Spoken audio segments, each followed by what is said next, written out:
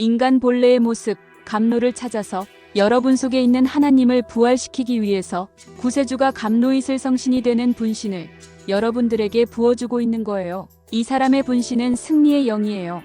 이제 그대로 마귀한테 지는 그런 약한 영이 아니에요. 아무리 강한 마귀라도 전부 소멸시켜버리고 없앨 수 있는 강한 영이에요. 이 감노의 정체에 대하여 감노에 대한 성품을 세밀히 설명한 자는 6000년 인류 역사 이래 한 사람도 없었어요. 감노의 주인공이라야 이것을 아는 거지. 주인공이 아니면 감노가 구세주의 분신이라는 것을 말할 수 없는 거예요. 그런데 바로 감노가 내리는 사진을 여러분들에게 늘 보여주면서 말을 해도 그래도 바로 그 감노가 하나의 은혜인 양 보통 은혜로만 생각하고 있어요. 감노이슬 성신이 이 사람의 분신인고로 감노 자체가 구세주예요. 감노 자체가 영생이에요. 영생체예요. 우주는 인류가 고통으로 목말라 하고 있을 때마다 단 비와도 같은 존재들을 이 땅에 보내주었다. 겉보기에는 인간처럼 보였지만 그들은 진정 하늘이 인간들에게 내려준 축복이었다. 그들의 말은 인류에게 안식처가 되었으며 그들의 삶은 그 자체만으로도 인류에게 살아갈 힘이 되었다. 길을 잃고 방황하는 수많은 사람들에게 우리가 어떤 길을 걸어가야 할지 그리고 결국은 어떤 길을 걷게 될지 알려준 그들. 비록 그들이 존재했던 장소와 언어는 틀렸을지언정 궁극적으로 그들이 인류에게 던지는 메시지는 시간과 공간을 초월해 동일한 것이었다. 그것은 다름 아닌 모든 종교와 학문을 하나로 연결하는 구심점이자 모든 만물을 변화시킬 주체인 열반광, 즉 감노이다. 그들은 이구동성으로 감노를 먹으면 하나님의 신으로 거듭난다고 말했다. 하지만 그들 또한 단지 감노를 조금 맛본 정도일 뿐 어느 누구도 하나님의 신 그 자체인 감노로 온전히 거듭나지도 그 감노를 자유자재로 운용하지도 못했다.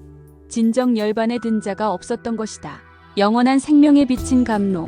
나는 지금 그 감노를 찾았던 사람들을 따라가 보려 한다. 구세주의 본체인 감노가 만천하에 그 모습을 찬연히 드러낸 이 시대에 다시 그 감노가 지나온 길을 따라 인류 역사를 더듬어 올라가 보려는 것이다. 시감노자 즉진해탈. 불교의 창시자인 석가모니의 초기 말씀집인 화엄경에서부터 죽기 직전의 설법인 열반경에 이르기까지의 모든 불경들을 한마디로 요약한다면 바로 감노를 찾아라이다. 먼저 화엄경 26권을 보자. 일념분 심편식방, 감노우멸 번뇌. 한 생각하는 순간에 분신으로 우주에 가득 차서 감노의 비를 내리시니 중생들의 번뇌가 소멸된다. 그리고 대반 열반경 5권 사상품에는 감노에 대해 이렇게 설명하고 있다. 시처무사 즉 시감노, 시감노자 즉 진해탈. 죽음이 없으니 이것이 감노요. 감노를 내리는 자가 바로 진짜 생로병사를 해탈한 자이다. 이슬은 죽음을 불사르는 빛. 고대 이스라엘의 3대 예언자 중 한 사람인 이사야 선지자는 BC 8세기 후반 40여 년에 걸쳐 예루살렘에서 활동하였으며 BC 742년 오랜 기간 유대 왕국의 왕위에 있던 우시아가 죽은 해에 하나님의 계시를 받아 예언을 하기 시작하였다. 주의 이슬은 빛난 이슬이니 땅이 죽은 자를 내어놓으리라. 이 외에도 성경에는 이슬 성신에 관한 얘기가 많은데 그 중에 몇 가지 예를 들면 내가 이스라엘에게 이슬과 같으리니 저가 백합화같이 피겠고 여기서 내가는 하나님이요 이스라엘은 이긴 자 구세주를 말한다. 내가 내 신을 만인에게 부어주리니 등이 있다. 천시상합 이강감노 노자의 생애에 관해서는 자세히 알려진 바가 없다.